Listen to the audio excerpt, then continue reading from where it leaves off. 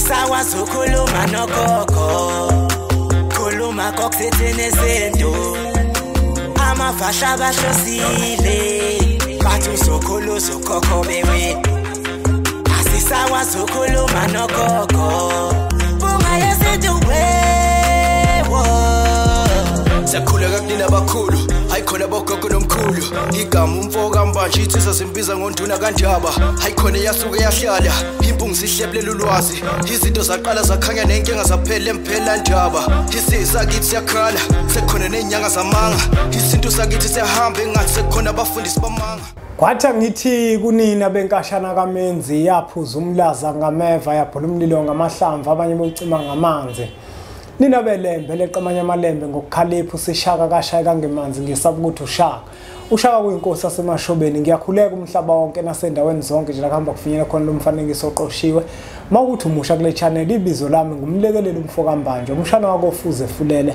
omashiya amahlangatha azoshumayela umzukulu kaMdumo igabeni mabanga likaThumbula Tshatsha utshatsha kapheshe upheshe kaMaguyana uMaguyane kaVaphi uVaphi kaNokhonjo kuhlala kuyintokozo ke bafowethu nodadewethu ukuthi ngifike la ku channel ethu enkulu impunga yesintu TV la sifundisana khona izinto ezithinta isintu sethu thina njengabantu abampishola namuhla ke angihambi ngedwa ngihamba nomnewethu la uMazibuko mnewethu akubingelele ngikwamukele ku channel ethu enkulu ngibonga nje ukwamukelwa ngiphinde ngikubingelele na umkhulu mnewethu ngiyakubingelela kakhulu hey ngize lapha nje ngikwate kakhulu indaba ngikwate kakhulu ngikwatiswa indaba yemimoya nabantu indlela abayibeka ngayo nangendlela abayilungisa ngayo phezulu kwabantu engikwatile kakhulu omunye uzozibuza mhlawumbe ukuthi kazini le aseyibonile umkhulu Mazibuko hey ukwembulelwa nje kuyikuthi ke thina imimoya siyifundiswa emathongeni asifundiswa ngabantu benyama noma sibona ezinye izinto zenzeka kubantu benyama kodwa siyifundiswa silele bese siyibuka izinto ezenzakalayo manje ngilalele ngendaba yemimoya ngiphinde futhi ngibukiswe imimoya ukuthi imi kanjani nabantu ngendlela abayilungisa ngayo baphinde bakhulume ngayo indlela abayibeka ngakhona ayingijabulisi kodwa ke ngendlela nabo abafundiswe ngayo kungenzeka ukuthi banikwe lokho kodwa mayizodukisa abantu ingenye into ngoba sinemimoya njengoba sizizwe nje ezihlukene sinemimoya ehlukene kodwa kunemimoya ethi mayifane noma ethi mayihambiselane nobuntu bethu yebo iqonde lokho ngoba mhlawumbe omunye uzothi mhlawumbe naye lo munye oyilungisa ngalendlela ayilungisa ngayo indlela mhlawumbe naye athwase ngayo indlela mhlawumbe nayo afundiswe ngayo yithongo lakhe uyabona yebo mhlawumbe omunye uzovela asho njalo umuntu kuyikuthi masiyembulelwa noma singayembulelwa ngokufana njengoba usho nje mkhulu ukuthi nomunye kungenzeka ukuthi naye uyembulelwe kanjalo kodwa uma kuzovezwa isimo sendlela okwenziwa ngayo umulele kuphinde kuvezwe isimo into engakhona mabeyisho ebusuku usuyembulelwa futhi usuyahlukaniselwa ngoba ngiqonda ukuthini mangisho njalo laba bantu uma ulandela bazokutshela ukuthi sinemimoya esingenayo nesingakwazi ukuyilungisa la kithi ukutshela ukuthi kunomoya waseMozambique kunemoya wase-Angola eZambia noma eNigeria yebo kunjalo ngokwezizwe nenhlamvu ukuphimisela kwethu masiyubiza kodwa imimoya nomoya uwodwa yebo omunye uzodideka mawubeka kanjalo ukuthi usho ukuthini njengoba sithi sikhonza umvelinqangi noma sithi sikhonza uNkulunkulu noma umkhulu womkhulu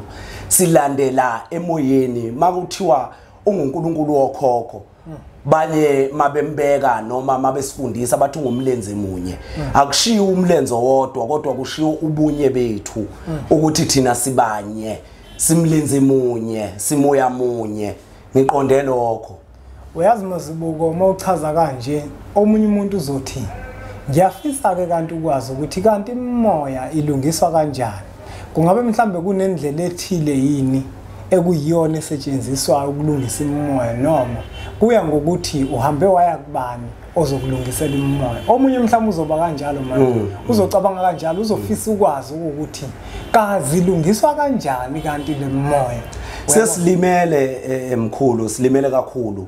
Silinyazwe isimo sokuthi asisafundiswa imimoya noma asisaholwa amathonga ethu, sesiholwa ogobela. Asaholwa amathonga ethu, sesiholwa ngogobela. Mawuthi uzoyibuza ukuthi kanti ilungiswa kanjani lemimoya, kuya ngokuthi uye kubani noma mhlambe kunendlela eyodwa elungiswa ngayo.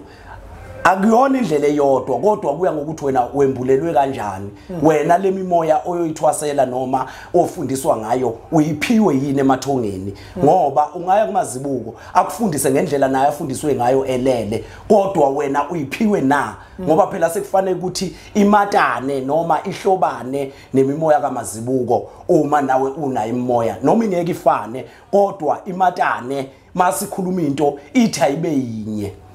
Kuze ngizokwazi ukuthi ngenze njani ngulungisele. Ngenza umzekelo nje njengomndawo. Umndawo mabethi yena umndawo. Bathi umoya waseMozambique noma umoya wasenyakatho. Mase ulandela thina umndawe okusho ukuthi makuthiwa ngathiwa umoya wangaphandle mhlawumbe eMozambique. Thina lapha eSouth Africa asinazo yini izalukazi ngoba umndawe ungowezalukazi. Okusho ukuthi thina sinazo izalukazi mhlawumbe sinamadoda kuphela noma kunalendlela abasho ngayo. Sinomnguni, sinabalozi. Ubezwe abanye bekhuluma ngesilozi, bethi kunesilozi, bethi ena kunabantu mhlawumbe kuphi ko-Uganda abakhuluma isilozi. Bese siyibuza thina ukuthi abalozi bavela kanjani phokithi uma kunabantu abayithatha ngesibongo noma ngesizwe esithile ukuthi siyisilozi noma siwumndawo, bese bethi yena ungalungiswa kuze kuhambe uzufike lapho mhlawumbe eMozambique, mhlawumbe ufike kuphi ku-Uganda mabekhuluma ngesilozi. Kanti isilozi noma umlozi ukhulunywa ngelanguage yamabutho. Mangithi kukhulunywa ngelanguage yamabutho, ukhulunywa ngaleli ikhwela amabutho ayexhumana ngalo. Angithi kudala njengamanje sixhumana ngamafoni, sixhumana ngazo zonke izinto. Manje bekunezimpi kudala. Bekunezimpi njengoba bekunezimpi bekuhlukene ngamaqembu noma ngamabutho enkosi ethile. Manje ibutho lenkosi uShaka lixhumana ngekhwele elithile. Othi mayelishaya umbanjwa emukele umazibuko. Inkosi uDingana inebutho layo ebeliqhumana ngolimo oluthile. Mayukuthi lamakhosi omabili ayabangisana. Njengoba bangisana nje, uma sidibana kumnyama sobonana kanjani? Ngoba masidibana kumnyama sekufanele ukuthi siqhumane ngalolu ulimi. Manje iyaphi eMozambique? Ungayithathi ngobuzwe noma ngesizwe esithile noma ngesibongo esithile. Njengogumede nje omnguni, ngeke sithi balungisa amanguni ngoba bengomnguni. Kunjalo. Ngeke sisho njalo.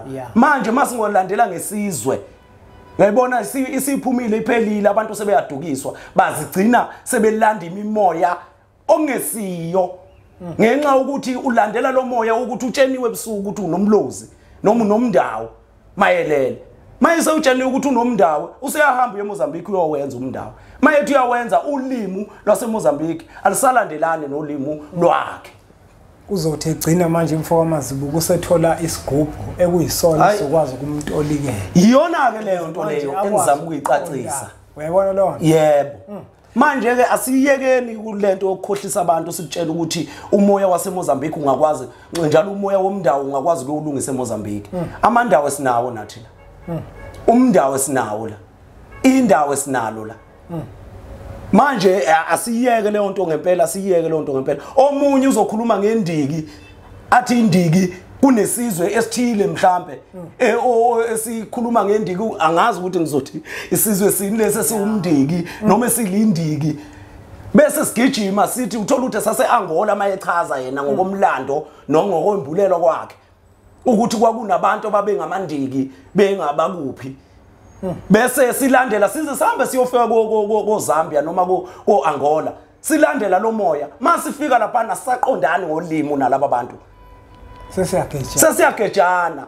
Sengigcina sengilanda umoya wase-Angola ngibuya nawo la kithi. Usufika lapha kithi namakhehla kithi amandika kithi awusahlobani lo moya.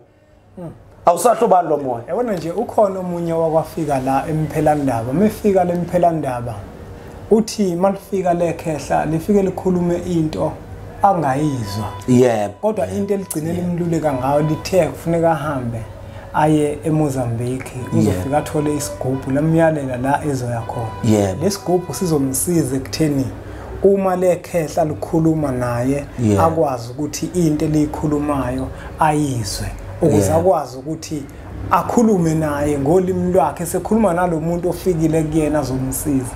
Hey ngiyakuzwa mbanjwa ngiyakuzwa mayifikile ekhuluma kanjalo mina kuke kwafika abakhuluma isiPutukezi neSpanish kimi mabefika ukuba nithiwa bengomunye umuntu noma bengaliqonda ulimi likamoya bengingathathi ngithathe ikhwama zami ngishone eSpain bengathatha ikhwama zami ngishone ePortugal noma eFrance ngiyofuna lo moya kanti laba abantu bakhuluma iSpanish noma bakhuluma isiFrench ingoba befuna ukungembulela ngolimi lezizwe ukuthi unomoya wezizwe unomoya wamanye amazwe uyakhona ukuthi ukwamoya uxhumane nezizwe zonke okusho ukuthi noma ngubani ongafika lapha kuwe angafika elapheke yebo angafika lithola usizo hayi ukuthi uyosiza abantu bakini kuphela lelo khehla lelo mhlambe laliqondise lokho angisho ukuthi laliqondise lokho ngoba naye lalimembulela ngendlela ambulelwa ngayo angisho ukuthi laliqondise lokho kodwa nami bengayithatha ikhwama ngishone phi eFrance ngiyokhuluma isiFrench yena into ayibalula wathi lathi kufuna hambe aye khona yebo lathi ufuna hamba aye khona ayolanda isigubhu yebo hey kuyangithusa ke lokho kodwa kungenzeka futhi uthola ukuthi laliqonde impande ethile angafika ayithole khona bese yahlambuluka yebo sinabantu esibasizayo abasuka oZambia esibasizayo sibasiza ngempande yakithi la kodwa manje mase liphendula idlozi labo liphendula ngolimi labo kubo kuzokhona ukuthi baxhumane kodwa okwethu ukuthi sibageze laba bantu besebenzani bese beyayiphendulela kuye okungenzeka naye lalimthuma lapha nje kuyikuthi ke ngoba la qondisa nje lathi laqondisa ngqo lathi nje lesi sigubhu lathi into ekufuna ukuthi ayithola kunomuntu lapha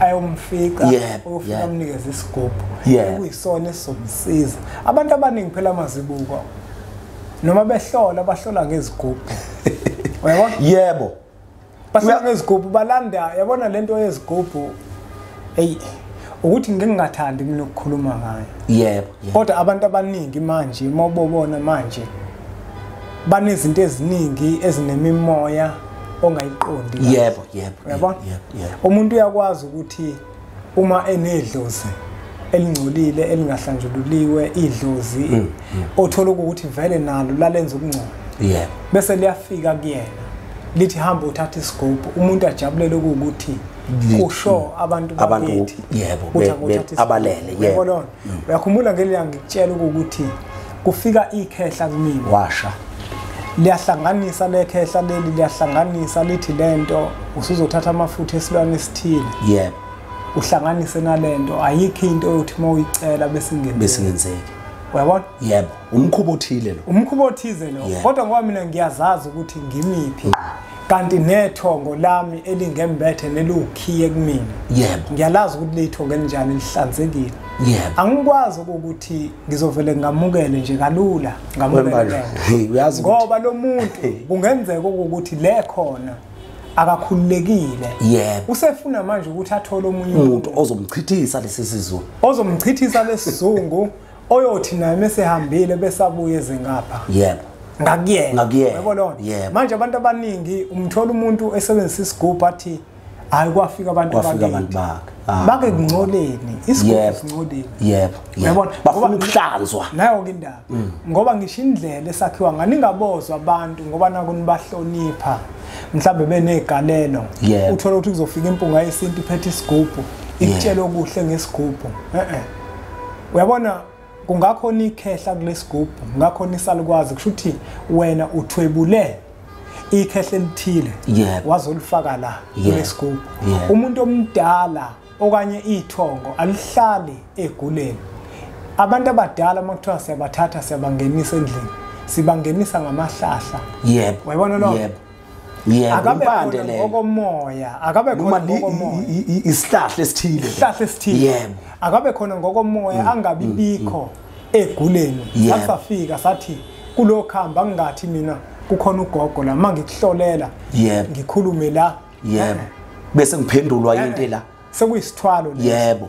Ningabozwa abantu benikhohlisa nani bese niyalalela ngoba nabo nibahlonipha benemali benamadumela amakhulu bakhohliswa yileyo nto. Yebo. Indaba emali ingakhohlisi leyo nto. Fanele uyazi into eziqiniso. Yebo. Isigubhu nje umuntu nje oyophatha igona alidlalise kanje athi akuhlolela okwazi ukuthi uthwele lo muntu noma ngabe ubani. Yebo. Uthwele lo muntu. Yebo. Yeah. Yebo. Yebo. Mbanjwa uya ujulile khehla lami. Ma uyujulile uya kulento noma kulesi sigaba esithi sifuna ukusithatha la.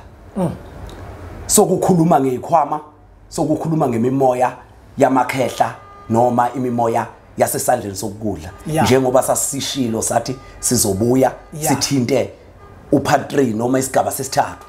Yebo. Ngicabanga ukuthi namnewethu ngoba le isisuke yanohlonze kakhulu le yale mimoya. Yebo. Na sibuye le sibanikeze yona kahle. Yebo. Le yokwamukela lesikhwama lesi uyabona. Yebo. Mhlawumbe masibukho sesizophetha mnewethu. Sithini isiluleko ongaluleka ngasabantu abangayiqondi lento emimoya njengoba kade uchaza nje ukuthi kwazi ukuthi indawe imimoya yangaphandle koMozambique kwasha kwacima kwavuda. Yebo. Ngizocela nje ukubeluleka bese ngiqala ngichaza nje kancane ngalomdawo lo. Lo mdawe lo angithi uyabona inkosazana yakho noma umafungase wakho. Umafungase wakho angithi kusasa uyafisa ukuthi ahamba yoganda noma athola umendo.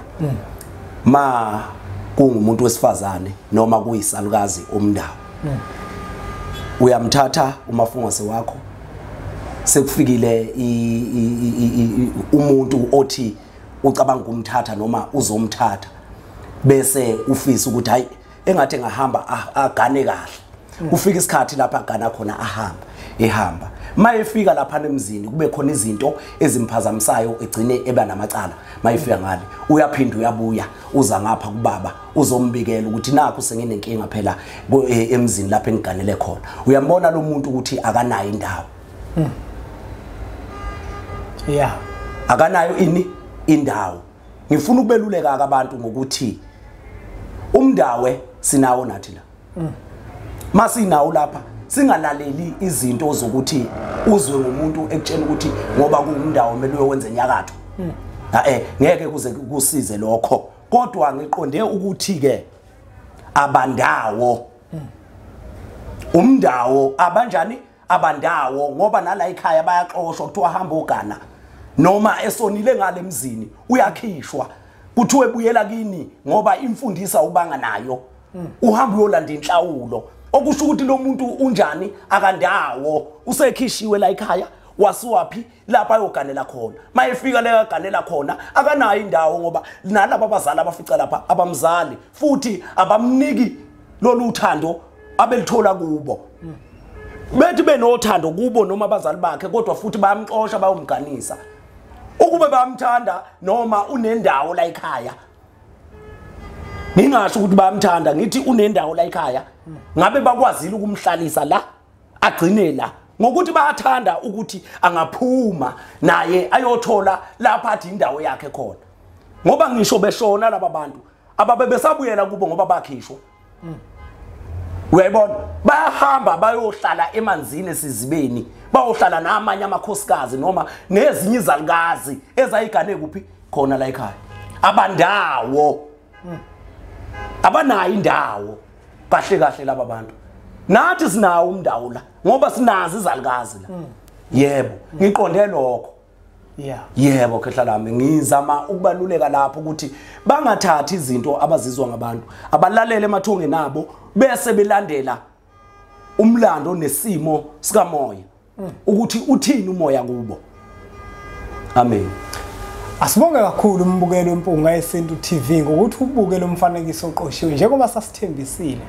Ingoba namuhla sithe masingena umoya wavele waya kwenye indawo. Yebo. Uyazi ke na ukuthi ihlahla makunomoya akubi umuntu osho ukuthi asiphephukele ngapha. Yebo. Kodwa kuba umoya osukufikile ngaleso sikhathi osilawula ukuthi asiphephukele ngapha. Yebo. Nathi ke sivele saphephukela la siphephukele khona. Yebo. Asithembeke ukuthi lo mfanekiso oqoshiwe uzowenza umehluko emqondweni abaningi othola ukuthi kunezinto ezithile abangaziqondi nabazizwayo bezitshelwa abanye abantu okuwukuthi zinje.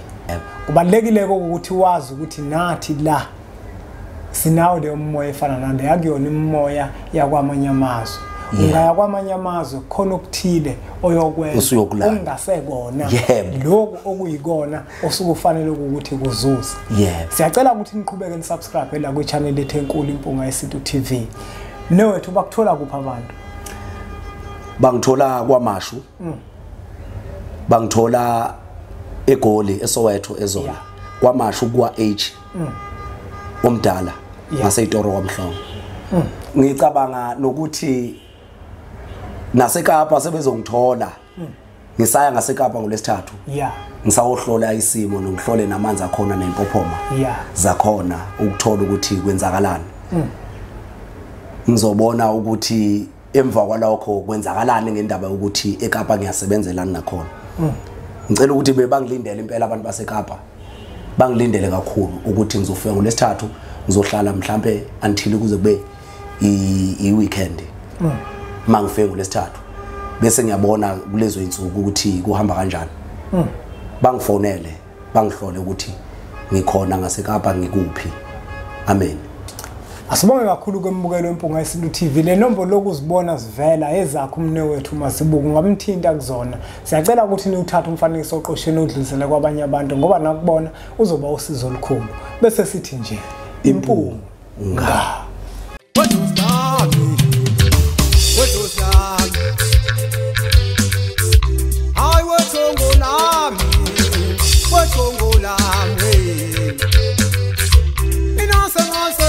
Mina